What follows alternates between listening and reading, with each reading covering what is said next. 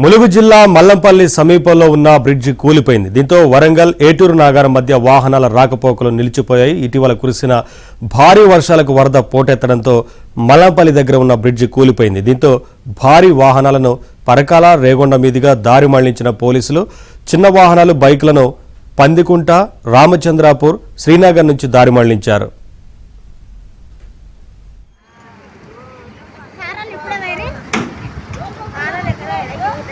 पूरा